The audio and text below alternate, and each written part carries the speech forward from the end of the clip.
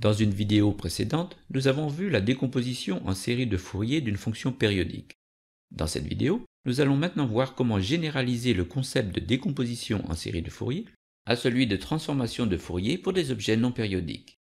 Nous verrons ensuite comment s'effectue le passage d'un système non périodique à un système périodique.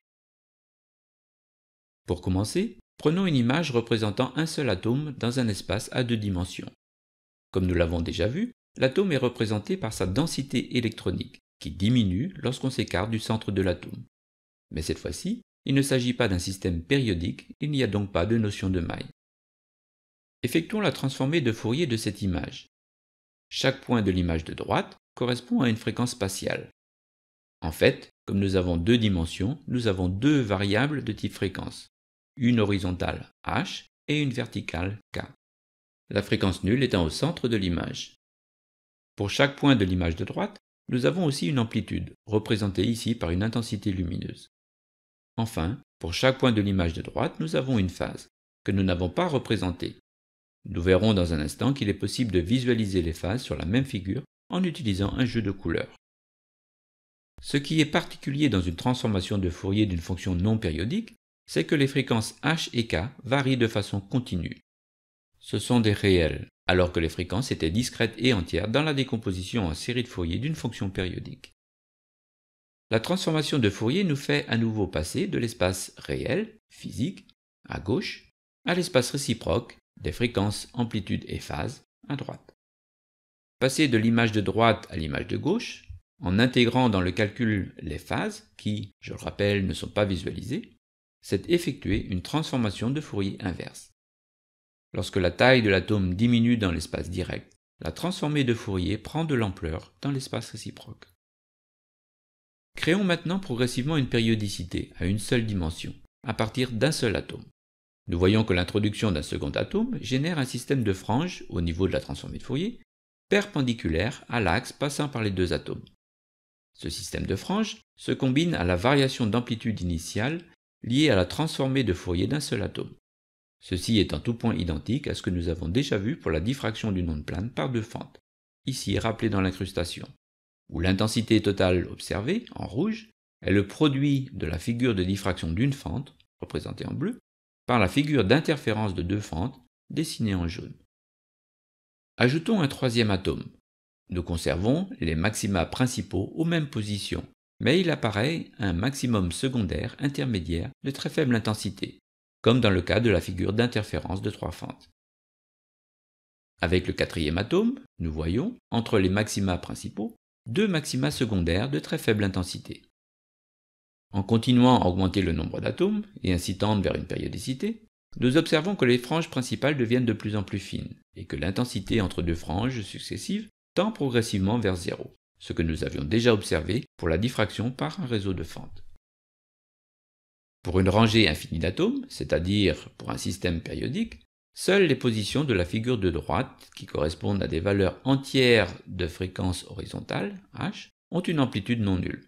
Nous sommes passés d'une transformée de Fourier continue à un spectre de Fourier, c'est-à-dire à une décomposition en série de Fourier telle que nous l'avons déjà vu dans une vidéo précédente pour un système à une dimension.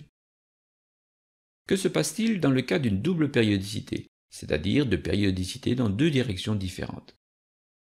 En doublant le nombre d'atomes dans deux directions différentes, nous voyons apparaître dans la transformée de Fourier deux systèmes de franges, chaque système étant perpendiculaire à la direction de la périodicité dans l'espace direct. Il est important de noter que la distance entre les franges dans l'espace réciproque, celui de la transformée de Fourier, à droite, est inversement proportionnelle à la distance entre les atomes dans l'espace direct, à gauche. En augmentant le nombre d'atomes dans chaque direction, introduisant ainsi une double périodicité, nous retrouvons ce que nous avons vu pour une seule périodicité, c'est-à-dire des franges principales qui s'affinent et des franges intermédiaires qui augmentent en nombre mais diminuent très rapidement en intensité. Nous voyons que la transformation de Fourier d'un système périodique à deux dimensions dans l'espace direct conduit à un système périodique à deux dimensions dans l'espace réciproque. À gauche, nous avons le réseau direct et à droite le réseau réciproque, tel que nous l'avons défini dans une autre vidéo. L'amplitude observée à chacun des nœuds du réseau réciproque est égale à celle observée au même endroit pour la transformée de Fourier d'un seul atome. Prenons maintenant non plus un seul atome, mais une molécule, et construisons progressivement un cristal à 2 dimensions. Calculons la transformée de Fourier pour une seule molécule. Celle-ci est continue puisqu'il n'y a pas de périodicité. Cette fois-ci, nous avons fait apparaître pour chaque point de l'espace réciproque la phase sous la forme d'une couleur. Avec le code couleur adopté, le rouge correspond par exemple à une phase nulle et le bleu à une phase de 2π/3. Comme les phases sont difficilement interprétables sans calcul, supprimons-les de la représentation pour ne garder que les amplitudes. Construisons maintenant progressivement notre cristal en créant une double périodicité. Nous retrouvons exactement ce que nous avons vu avec un seul atome, à savoir 2 jeux de franges qui se condensent en un réseau, le réseau réciproque du réseau associé aux molécules. À nouveau, il faut noter que les intensités n'ont pas varié au nœud du réseau réciproque. Elles sont identiques à celles observées au même point pour la transformée de Fourier d'une seule molécule. Bien entendu, en calculant la transformée de Fourier inverse à partir de l'image de droite, avec la prise en compte des phases qui ne sont pas ici visualisées, on retrouve le cristal bidimensionnel de gauche. Ceci est généralisable à 3 dimensions et constitue le principe même de la détermination structurale à partir d'expériences de diffraction des rayons X par les cristaux, si ce n'est toutefois que les phases ne sont pas observables sur les clichés de diffraction, et qu'il est donc nécessaire de les obtenir par un moyen détourné. Dans cette vidéo, nous avons généralisé le concept de décomposition en série de Fourier à celui de transformation de Fourier pour des objets non périodiques.